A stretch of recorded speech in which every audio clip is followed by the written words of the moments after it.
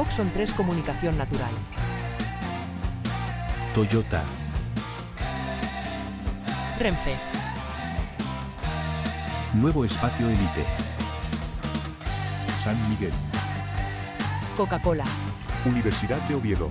Acción Cultural Española. El Ayuntamiento de Gijón y el Gobierno del Principado de Asturias.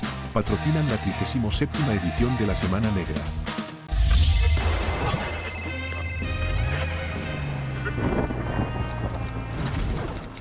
Muy buenas tardes. Bueno,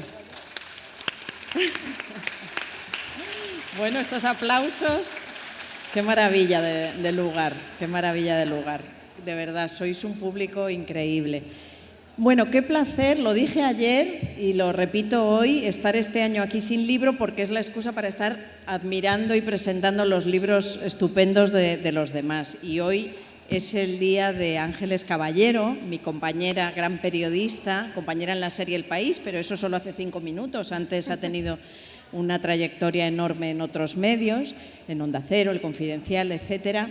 Pero estamos aquí porque ha escrito un libro extraordinario. Un libro que, para empezar, os confieso que yo lo tenía en casa y ahora, cuando se acercaba la presentación, no lo encontraba y se lo tuve que... O sea, no sabía dónde estaba y resultaba que era mi hija la que me lo había robado, mi hija de 29 años, que me lo había robado y se lo he tenido que reclamar para traerlo.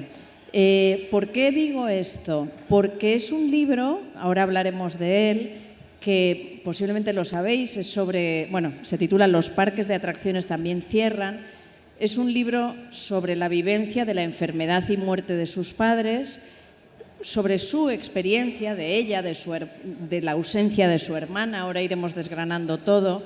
Pero es un libro que no es solo para personas que podemos tener a nuestros padres en esa edad, o no es un libro para ancianos o para cuarentones, cincuentonas, etcétera. No, una chavala de 29 años como mi hija también ha conectado con ese libro. No sé si preparando el terreno para lo que le espera, pero bueno, es un libro lleno de... hay dolor, hay humor.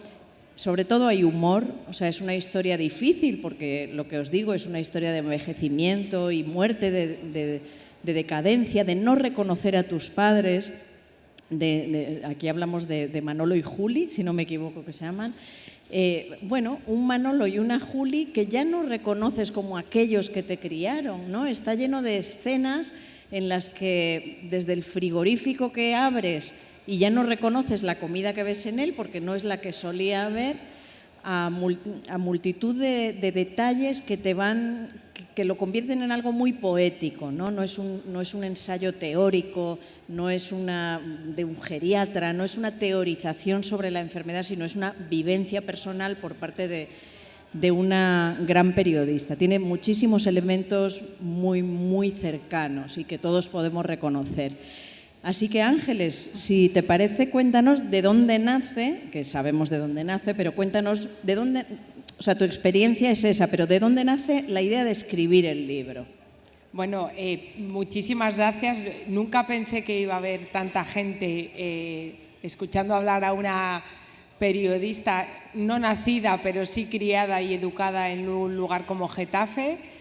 Aquí acompañada de una compañera tan generosa como Berna, que ayer estaba presentando a Rosa Montero y hoy le ha tocado conformarse con presentarme a mí, pero muchas gracias por haber venido y gracias a ti, Berna, por tu generosidad. Pues el libro, este es como si fuera el plato principal de un menú, pero antes de todo plato principal hay siempre unos aperitivos.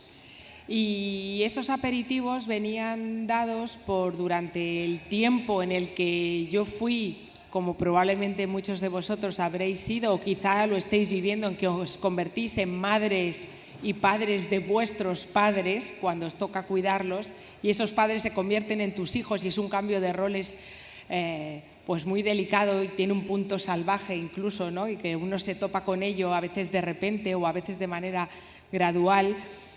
En las columnas de opinión que escribía en El Confidencial, que hablaba fundamentalmente de actualidad política, pero había veces que yo soy una periodista que suele escribir de cosas que ve. No abro un folio en blanco y me pongo o procuro no teorizar al respecto. Y claro, cuando tenía que escribir mi columna, no estaba en ese momento ni en el Congreso de los Diputados, ni en una asamblea, ni en una manifestación. Estaba en una sala de espera de un hospital esperando qué le decían a mi padre, que casi nunca era una buena noticia, y precisamente por la edad tan avanzada siempre requería que se quedara ingresado. Entonces fue un mero ejercicio casi de pragmatismo. ¿De qué voy a escribir hoy? Pues de lo que estoy viendo. Y lo que veía que conectaba de una manera muy íntima y muy bonita con los lectores y con las lectoras, ¿no? Había gente que, quizá alguna de esa gente que no comparte nada de la forma que tú tienes de ver el mundo, que incluso, esto no lo sé, pero intuyo que incluso han pensado qué idioteces dice o cualquier otra cosa, pero de repente ahí quizá hubo algo ahí que conectó con ellos, ¿no? Siempre digo que los cuidados creo que son un pegamento mucho más fuerte que cualquier ideología, ¿no? Entonces, cuando has pasado horas esperando en una sala de urgencias de un hospital, en el box de un hospital, en una visita a una residencia de mayores, nos parecemos todos muchos, compartimos muchos sentimientos, el miedo, la culpa, el no puedo más, y en el fondo estás deseando que eso acabe, ¿no? Y pasa en Gijón, probablemente en Albacete, en un pueblo de la Costa Brava, y me pasó a mí en Getafe. Entonces he querido un poco, viendo esa conexión, pensé, ¿por qué no? Lo que nunca esperaba es que lo que me estoy encontrando desde que se publicó el libro en octubre es que hay muchos Manolos, muchas Julis, muchos Getafes, porque en el fondo hay muchas cosas que nos unen, aunque los lugares donde nos hemos educado y donde nos hemos criado sean completamente diferentes unos a otros. Claro, todos somos, o muchos tenemos, o sea, todos tenemos padre, madre, el envejecimiento está ahí, el cuidado está ahí. Te voy a preguntar algo que estoy segura de que te preguntarán siempre, pero creo necesario que nos lo cuentes. ¿Cómo has llevado la desnudez de tu vida? Tú ahí eres muy explícita sobre, por ejemplo, sois dos hermanas, pero la mayor, que te lleva años, se fue a Estados Unidos y por tanto lo ha vivido desde la distancia. Tú te has sentido muy sola. Bueno, cuentas cosas que son reales, pero que harán daño. Le harán daño a ella seguramente y a otras personas. ¿Cómo has vivido esta desnudez, este acto de desnudarte, desnudando así las heridas de la familia también? Pues fíjate que ha sido un ejercicio que cuando a uno le preguntan cómo te defines, de los adjetivos que casi siempre pues adjuntaba a la hora de definirme o de hacer una especie de dibujo, siempre he pensado que era bastante cobarde, bastante miedosa, quizá porque soy una persona que evita el conflicto. Y sin embargo luego, cuando he volcado todo esto en este libro, he pensado que soy bastante osada y quizá tengo un punto kamikaze, que igual esto lo tengo que tratar en terapia. Pero es verdad que he querido exponer con desnudez y, sin embargo, lo escribí en un momento, el libro se escribió a la vuelta de vacaciones de Navidad de 2023 y ya había pasado el suficiente tiempo. Mi padre murió en enero del 17 y mi madre murió a la semana de que nos confinaran a todos en una residencia en la Comunidad de Madrid, con todo lo que eso implica. Y lo que he podido escribir es la parte más lúcida y creo que menos dolorosa, aunque para un lector que no me conoce o gente que no tiene un trato muy cercano conmigo haya pensado que tiene un punto eso de desnudez y hasta un punto descarnado. Mi hermana, por ejemplo, que yo era una de las personas que tenía un poco de vértigo, por no decir también miedo de qué iba a encontrar, a mi hermana le ha fascinado el libro. También es mi hermana, si no le gusta tenemos bronca segura, pero a mi hermana le ha gustado porque si hubiera escrito este libro cuando empecé a escribir este libro, yo creo que ahora me habría repudiado ella y buena parte de mi familia, porque cuando empecé a escribirlo mi madre todavía vivía Y yo no era Ángeles Caballero, yo era la versión kamikaze de Bernarda Alba. O sea, a mí me salía un ajuste de cuentas en el que todo el mundo quedaba muy mal parado y yo quedaba muy bien en toda esa historia. Yo era la que lo había dado todo y el resto del mundo me había decepcionado. Y no quería tener eso porque me parecía una escritura tremendamente nublada, llena de sombras, muy dictando sentencia permanentemente. Entonces, todas esas páginas, que eran 30 o 40 páginas, salvo la primera escena del libro, la de la nevera, el resto lo eliminé, lo suprimí, lo vacié de la papelera, o sea, no existe nada, a no ser que alguien consiga hackearlo y desencriptarlo, ya no existe. Y bueno, empecé a escribirlo de nuevo, intentando volviste comprender, a empezar de nuevo. Sí, intentando comprender que yo no hice las cosas tan bien como yo me creí en su momento, porque hay un ejercicio también que sacas de orgullo, y el resto de gente que me rodeó también hizo lo que pudo. O sea, pude entender el hecho de que si mi hermana cogió muy pocos aviones para venir, después de que se marchó finales de agosto de 1989, se iba para un año y no volvió. He llegado a comprender que la distancia para ella era una manera de protegerse y probablemente ella no valoró las consecuencias y el desgaste, pero su duelo sigue siendo mucho más pesado que el mío ahora. A ella ahora la distancia le ha caído absolutamente de repente y se le ha desplomado en las espaldas. Entonces creo que he intentado aprender porque ella no venía, porque no quería ver las llegadas al aeropuerto de Barajas cuando aterrizaba en Madrid e íbamos, en fin, un poco folclóricos con pancartas y nos la llevábamos a desayunar churros en cuanto llegaba, porque era lo que más le gustaba. En el momento en el que ya tus padres ya no pueden ir a buscarte al aeropuerto, ya no hay ganas de salir a comer fuera y celebrar que la hija pródiga ha vuelto a casa, pues ella intentaba,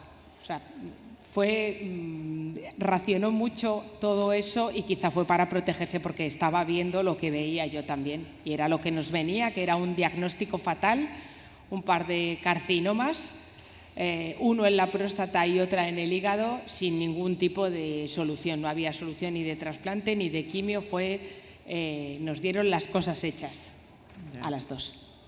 Has llegado a decir que a tus padres les sobraron años, ¿no? Cuando ya llegan a ese momento en que no les reconoces, en que ellos mismos... me emociono porque esa parte es muy emocionante, ¿no?, de tu padre.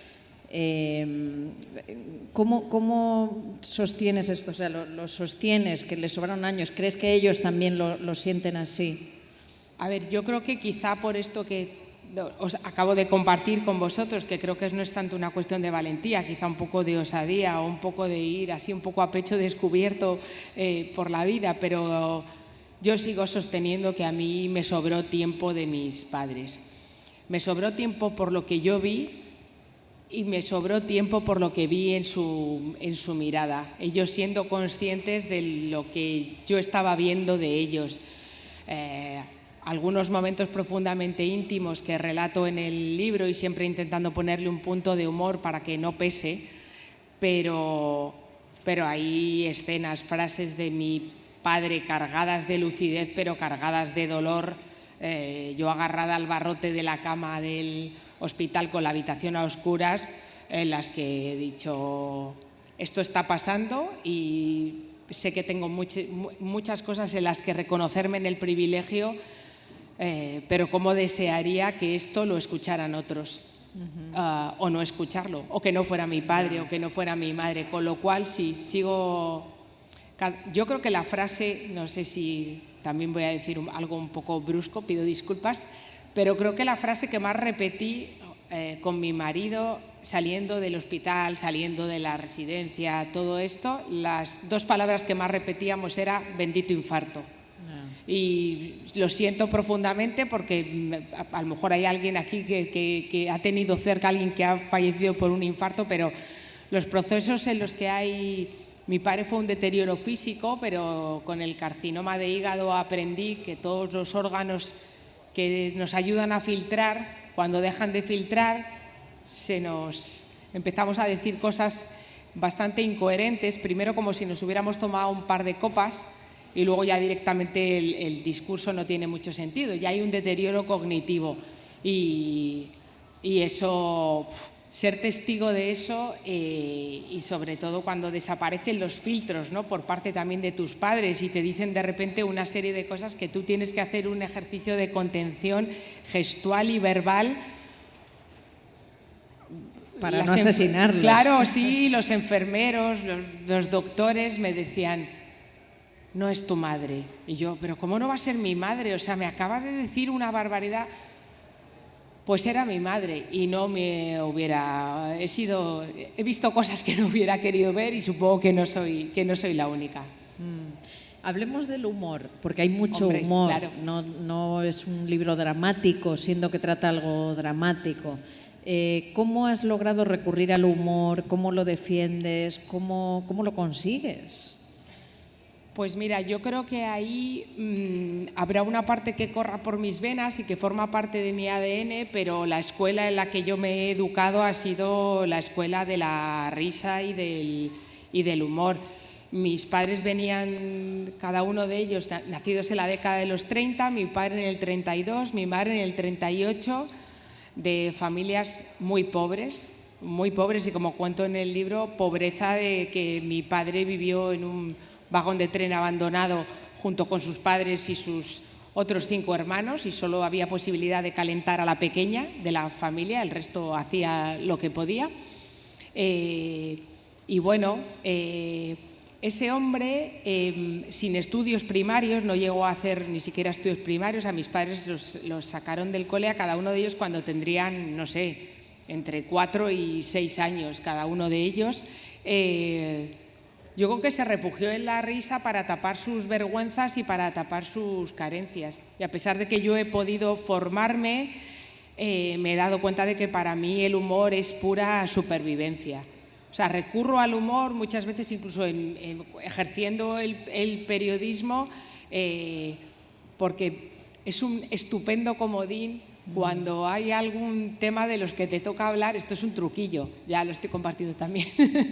Pero cuando hay algún tema que no controlo como demasiado, digo, pues vamos a recurrir a alguna cosa así un poco humorística, que seguro que el resto de mis compañeros de tertulia no lo van a decir. Y en el dolor es absolutamente necesario y vamos, para mí ha sido fundamental. De hecho, o sea, el hecho de que las últimas palabras de mi padre en el hospital antes de quedarse inconsciente fuera, joder, aquí no dan cocido, me pareció un momento que dije, esto no aparecerá nunca en ninguna película, ni es una frase que decía un escritor maravilloso, pero me pareció una manera un poco de genio y figura y de que ese hombre llevaba muchos días en el hospital y estaba harto de puré y todas esas cosas. Y él quería un cocido, quería jamón y patatas fritas, que era lo que más le gustaba en este mundo. Entonces yo creo que recurrir a eso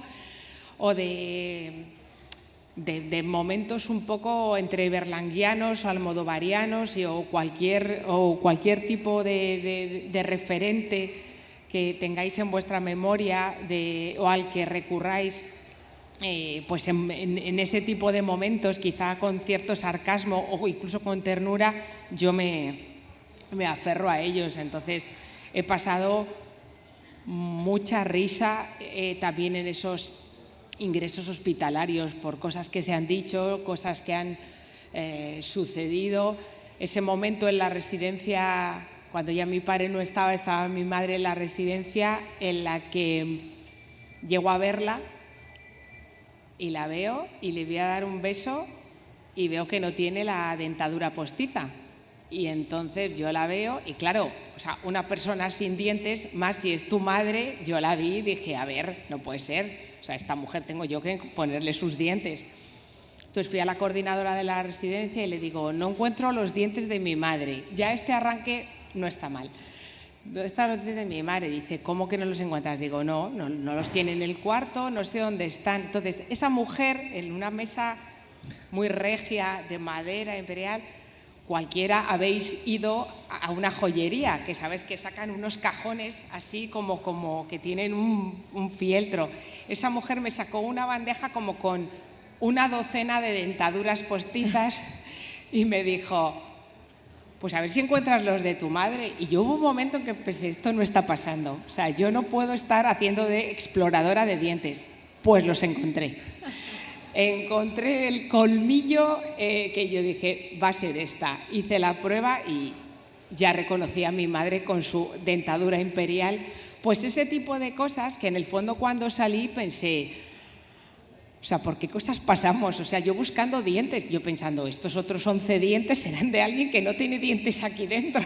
Me daban ganas de mandar mensajes de WhatsApp a otros hijos de los dientes de vuestras madres o vuestros padres están en una bandeja en el despacho de la coordinadora de la residencia. Bueno, me parece absolutamente necesario reflejarlo también porque si no, en fin, habría demasiadas lágrimas de dolor y quiero que haya lágrimas de risa porque yo recurro a ellas. Qué bueno. ¿Qué te ha costado más? Hay momentos duros, cuando hablas del alcoholismo de tu madre en un momento dado. ¿Eso te ha costado? ¿Qué es lo que más te ha costado contar? Hombre, contar cómo con la enfermedad de mi padre, mi madre empezó a beber más de la cuenta, por utilizar un eufemismo un poco más elegante. Esta idea yo quería contarla, me parecía necesario, sobre todo porque era una manera de explicarme a mí misma por qué se toman determinadas decisiones, ¿no? Hay algo en los cuidados cuando uno tiene hijos y cuando uno se convierte le toca cuidar a sus padres, que es que todo el mundo, yo creo que muchas veces con un afán absolutamente positivo y de ayudar, te dice lo que tienes que hacer, ¿no? Entonces, cuando falleció mi padre, yo me encontré con un montón de gente a la que no había pedido opinión que te decía, bueno, ahora está facilísimo, tu madre en casa con una señora, felices. Y yo pensando, mi madre es alcohólica, mi madre no puede estar con una señora, mi madre necesita a la UCO, a los GEO y a 20 personas más en casa, porque es una fiera indomable y nadie puede con ella. Pero yo, como no quería dar esa información, pues dije, va a ir a una residencia. Entonces recibí el juicio feroz y gratuito también de cómo se te ocurre meter ahí a tu madre, ¿no? Como si yo ya no tuviera suficiente culpa como para que encima me den a entender que he optado por lo más egoísta o lo más cruel, ¿no? Y esa parte tenía claro que la tenía que contar. Y la he intentado contar de la forma más amorosa posible, aunque lo que más me ha costado recordar, pero era de lo que más recordaba, es la noche que pasé acompañando a mi madre en un hospital y supe por primera vez, y espero que única, lo que es el síndrome de abstinencia. Y lo que es un síndrome de abstinencia en el que tu madre te pega, te insulta y te dice una serie de barbaridades atroces durante toda la noche. Y eso... que se acerque un médico, el médico que aparece a las 7:30 de la mañana y tú no tengas a nadie a quien abrazarte, te abraces a él y le digas, no sé muy bien qué ha pasado, y se lo expliques y a la tercera frase te diga, acabas de vivir el síndrome de abstinencia de tu madre. Pues eso, en fin, lo pienso ahora y todavía tengo que tragar saliva. Me cuesta. Bueno, nos quedan un par de minutos. He hablado muchísimo, perdón.